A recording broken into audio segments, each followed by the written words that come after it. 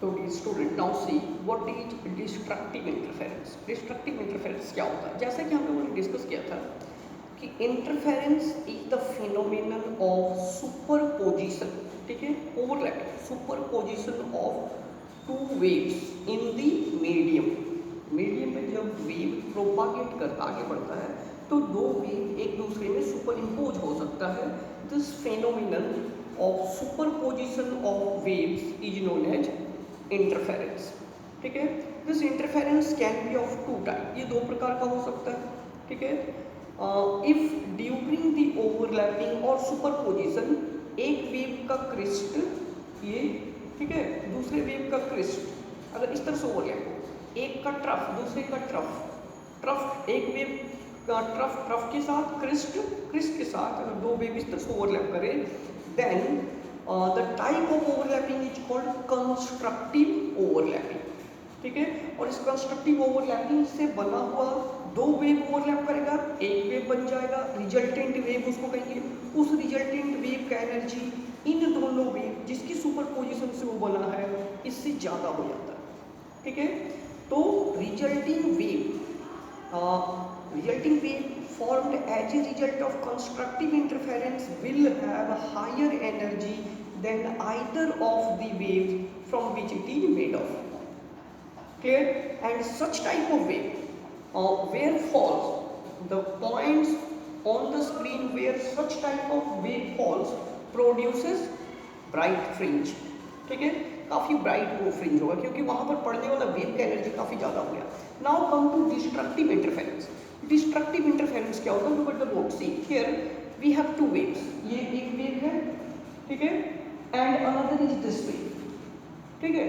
तो दो वेव, अगर दो वेव कुछ इस तरह से सुपर इम्पोज हो कि during the superposition if crest of one wave overlap with trough of other, then such type of overlapping, this type of superposition of wave or interference is called destructive interference or destructive superposition of wave, clear? तो इस तरह के दो wave के superposition से फिर एक नया वेव बनेगा and the new wave formed as a result of destructive interference will be of lower energy than either of the wave from which it is consist of made of, ठीक है। ये जो इस तरह से डिस्ट्रक्टिव इंटरफेरेंस से जो resultant wave बनेगा, दो वेव के सुपरपोजिशन से एक नया वेव बनेगा, उस नए वेव का एनर्जी उन दोनों वेव से जिनसे ये बना हुआ, जिसकी सुपरपोजिशन से ये बना हुआ, उनसे कम हो जाता है, ठीक है। तो इस तरह का ओवरलैपिंग को कहा जाता है डिस्ट्रक्टिव इंटरफेरेंस और destructive overlapping. See so what is destructive overlapping? Destructive interference if two wave superimpose, अगर कोई दो वेव सुपर इम्पोज होता हो इस तरह से, ठीक है, दो वेव जा रहा है, ये सुपर इम्पोज हो गया, सुपर इम्पोज इन सच ए वे, कुछ इस प्रकार से that crest of one wave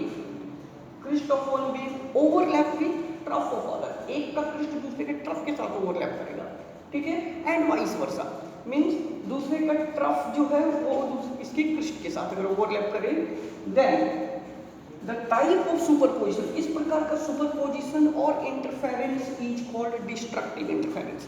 इस प्रकार का इंटरफेरेंस डिस्ट्रक्टिव इंटरफेरेंस कहलाता है, ठीक है।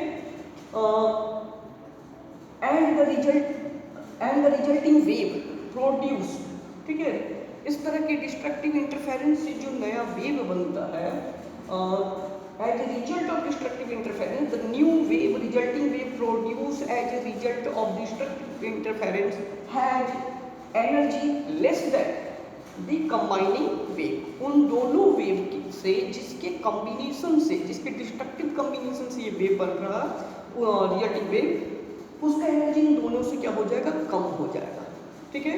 और इस तरह का वेव, इस तरह का रिजल्टिंग वेव जब स्क्रीन पे पड़ता हो, जिस पॉइंट पे, उस पॉइंट पे डार्क फ्रिंज उभरेगा क्योंकि इसका एनर्जी कम हो जाता है। Next see the points on the screen, screen पर वो पॉइंट वेयर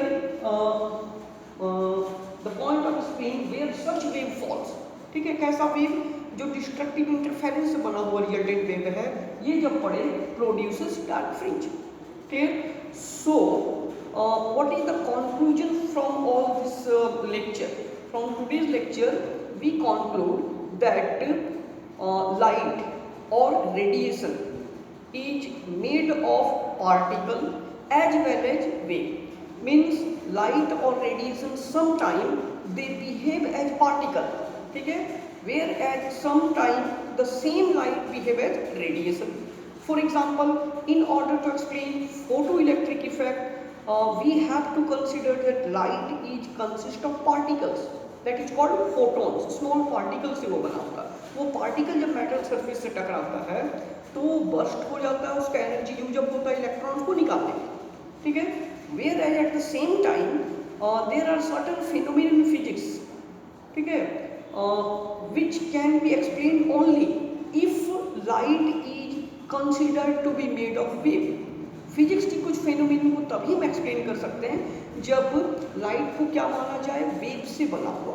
जैसे example is interference, phenomenon of interference which is superposition of two waves in the medium. Medium में जब दो वेव आगे बढ़ता है तो उसकी ऐसा चांसेस है कि वो दो सुपर इम्पोज हो जाए, तो this superposition, phenomenon of superposition of waves in the medium while propagating is called interference. So while explaining interference, in order to explain interference, we have to consider that same light is made of wave. तो at the end, ठीक है, ये सारे experiment के बाद जो सभी अपनी जगह सही है, लास्ट में ये कंक्लूजन निकाला गया। Actually de Broglie he concluded that light has dual behaviour. इस लाइट का दो तरह का व्यवहार होता है, ये कभी पार्टिकल की तरह बिहेव करता है, सेम लाइट कभी कभी बिहेव करता है किसकी तरह, वेव की तरह।